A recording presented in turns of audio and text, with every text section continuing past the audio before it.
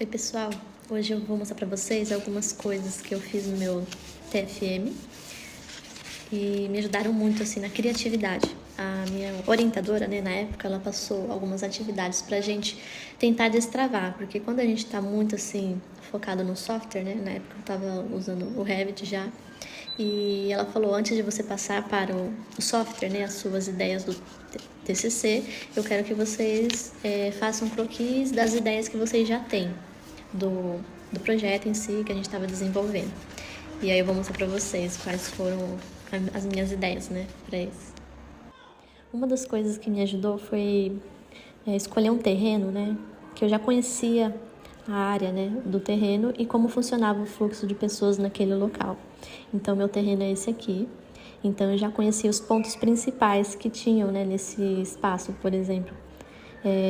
Lá tinha próximo, né, a academia, que ficava bem aqui, próximo do terreno. Aí tinha o centro esportivo que ficava aqui, ó, do lado também, pertinho. E eu já conhecia essa área. Então, foi muito mais fácil de fazer o fluxo da quadra e quais são os pontos principais. Igual quando a gente vai fazer, por exemplo, um empreendimento, né, um prédio de apartamentos, que eles fazem aquela planta falando, esse apartamento vai ficar perto do mercado, do metrô, essas coisas. O outro desenho foi esse aqui, dos cheios e vazios. Então, esse é o meu terreno. Aí a gente tinha que pesquisar nessa área, num raio de 2 quilômetros, eu acho, se tinham terrenos vazios naquela área e se tinham muitos prédios ou se eram casas. E se tinham, por exemplo, aqui era um centro de esportes, então era uma área só de vegetação, né, e pouca construção. Então o terreno era bem grande. E aqui são alguns terrenos também que era da área do metrô, que não foi edificado, mas é uma área particular, né? E agora, ao redor do meu terreno, já tinha muitos prédios, empreendimentos, comércios, então isso influencia muito também na hora da gente fazer a criação do projeto em si. O próximo que me ajudou também foi esse aqui, ó, o fluxo de pessoas e o congestionamento de veículos. Esse desenho aqui, ele me ajudou muito a definir, por exemplo, onde que eu poderia colocar vagas de carros, né? E acesso também para serviços, né? De caminhões, essas coisas, para descarregar utensílios, essas coisas.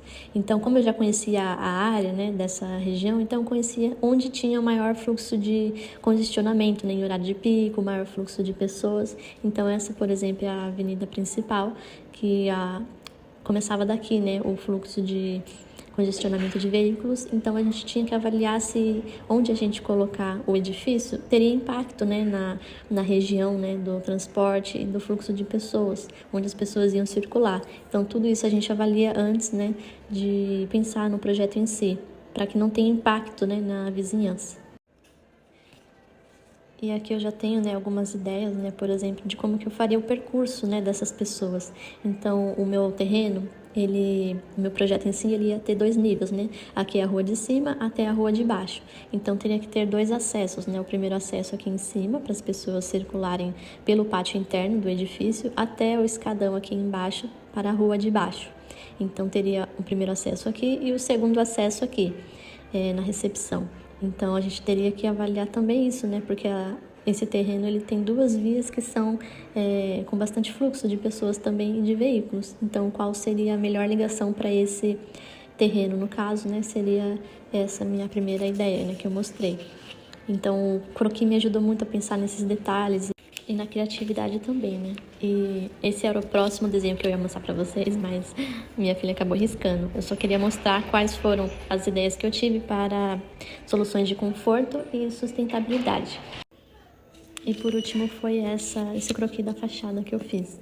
Foi a primeira ideia da minha fachada, que eu queria ter também em níveis, né, diferentes, porque esse terreno ele tinha 10 metros de desnível, então tinha que ser por módulos, né? Aqui seria o térreo, aqui seria o primeiro andar, o terceiro andar e o quarto andar. Então, aqui era a rua de baixo, até chegar lá, a rua de cima, a gente fez em módulos, né, o edifício em si.